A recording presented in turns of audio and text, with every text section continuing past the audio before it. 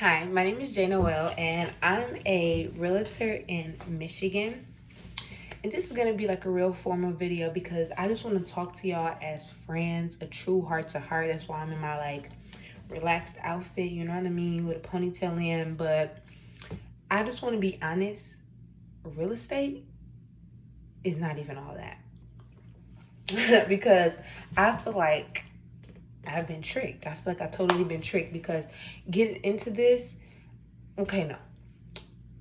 I feel like people portray like one side of what it's like as being a real estate agent because people don't usually share their journey from the beginning of how they got to their success, the level of success that they are at. Because I feel like every real estate agent out there, they only show like the glamorous showings and the beautiful open houses and just like luxury and just this and that. But like, no, honestly, as a new real estate agent, you have to deal with so much. You have to deal with like difficult clients. You have to deal with so many fees, so much marketing and advertising that you have to like push yourself out there to get to like a known level. Because when you're first starting out, no one knows you, so no one is gonna want to no one's gonna want you to help them buy their house or sell their house because they're like, what experience do you have? You know what I mean? You're a new agent. I know so many agent people that have been doing it for years. Why should I choose you? So I just want to talk about like what it's really like being a new agent in 2021 going into 2022 because it's been rough. First of all, I want to talk about brokerage fees. Like, do you actually make as much money as people say? Because you have to dish out so many fees. You have to dish out brokerage fees. You have to dish out transaction fees. You have to dish out like just like it just feels like every time you blink there's fees. You know what I mean? Because you have to sometimes you have to put money out there to even get leads. You know, they don't just give you leads. And that was such a big shock to me. I kind of felt like, I don't know, I guess I had this idea in my head that once I joined to a good brokerage, that they would just provide me with leads. And you know what I mean? I would just have to be responsible for closing the deal. And wrong. You know what I mean? No, that's not the case. You really have to go out there and cultivate your own leads. You know what I mean? You have to build trust, build rapport with people. And that can be very scary in the beginning because you feel like you don't know everything. You know what I mean? So it's like it is hard trying to convince somebody that they should list with you and you don't even know how to list. You know what I mean? Like, so that's why it's important to go with my second topic, which is my second topic. Sorry, choosing the right brokerage and like training because um a good brokerage will make sure that they will answer all of your questions. You know what I mean? Even though they work for you because you're actually paying them, so you have to go out there and you're the independent contractor, so you're actually paying them. You know what I mean? You're bringing them in the money, but for you bringing in the money in return, they should be training you the right way for you to be well equipped to go out there and get leads and know how to talk to them. And when they ask you questions, if you're not sure, you can ask them to make sure that you're doing the right thing. Their job is to guide you through the process. You know what I mean? Because ultimately, you're paying them to hold your license so they can hold you accountable for doing the right thing. So that's that on that. Like some brokerages make you feel like you work for them when it's the other way around. Like, you know what I mean? If I don't sell anything, you don't get paid. You know what I mean? You get this little couple dollars that I give you every month to hold my license, but that's it. If you really want me to go out there and do to be a top producer, you should train me well so I can go out there and be well equipped to do those things. So that, and then difficult clients, like once you do generate a lead and you're trying to convert them into a client, sometimes they think they know more than you. And it's like, did I go to school for this? Did I train for this? Or did you? Like, I had one client that was so difficult in the beginning. She's like, you know what I mean? I know everything I'm supposed to be doing. Like, I know everything I want. I know this and that. So I like got all her the information that she wanted me, like the criteria to search.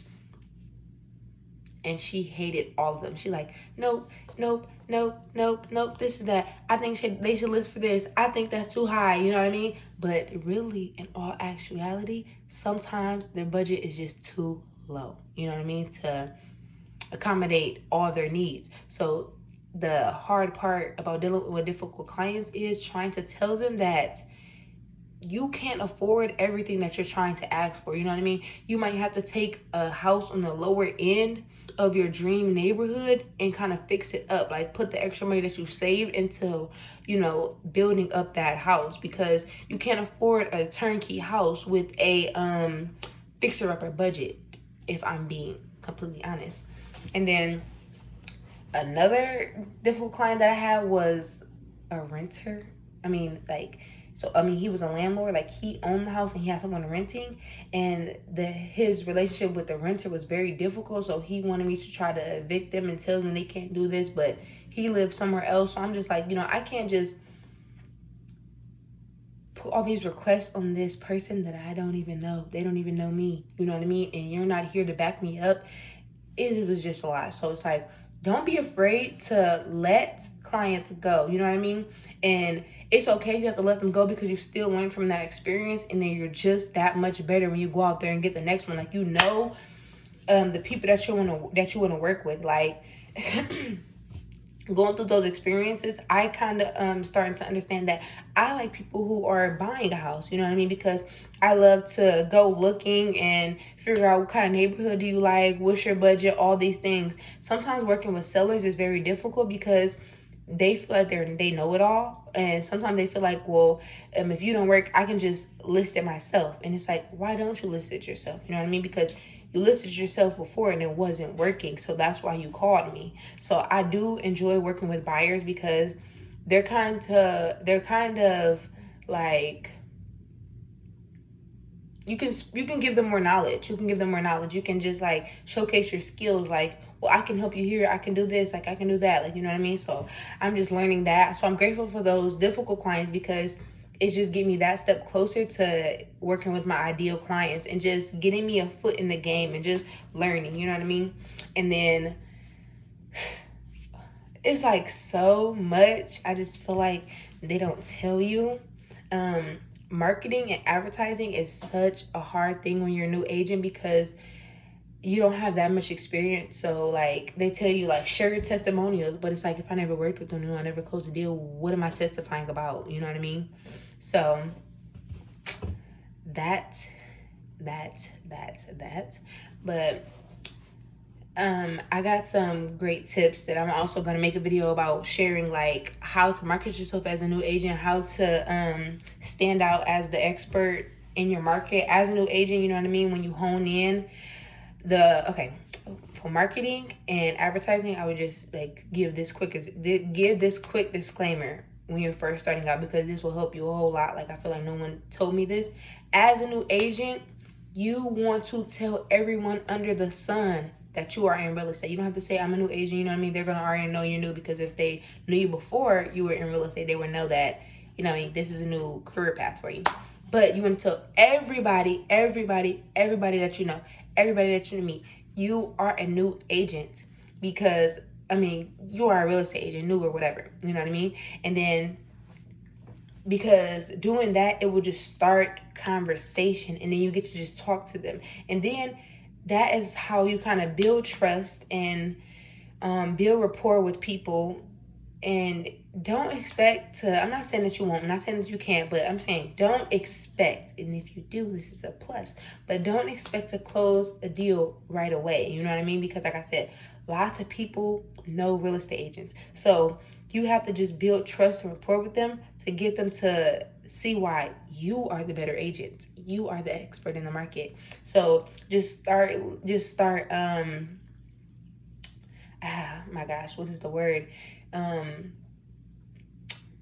Just start caring for them. And that's not even like the right word, but if I think of it, I'll say it. But that's why you have to just keep talking to them, nurturing them. Yes, keep nurturing them, and they will see why they should choose you. And then last but not least, post on social media. Social media is a great way, you know what I mean, to stand out. I have so many tips that I'm going to post later on about what to do when you're a new agent and how to get leads and how to position yourself as the expert in your market. And if you want to see that, please just comment down below, because we're all in this together. I just want to be honest, open and honest on this journey, my new career path, because as a young agent, it's very hard. Like I said, like a lot of older people are in real estate. So, and with the older crowd, they feel like they know it all. And that is the most frustrating thing sometimes, because with time, things change. You know what I mean? It evolves. Like social media is really prevalent now. And we have different tips and strategies of how we go out. We don't have to door knock anymore. You know what I mean? You can cold call, but you know what I mean? The way social media is, you don't have to cold call. If you want to get leads, like if you have a great social media strategy and if you have a great social media presence, like, you know what I mean, and leveraging your sphere of influence and your and like your contacts, they can bring you referrals, you know what I mean? So I will be sharing and bring you along on this journey of real estate, because just being a real estate agent is not the only thing that I want to dive into with this new career. I also want to invest. I also want to coach other new agents, and I just want to share. And I just want to like just see how I grow. I'm just kind of starting this channel just to see how I grow and see where I'm going. Again, my name is Jada. I am a 21-year-old agent, and I am licensed in Michigan. Okay, so if you see me out, ask my card, talk real estate to me. Happy to see you.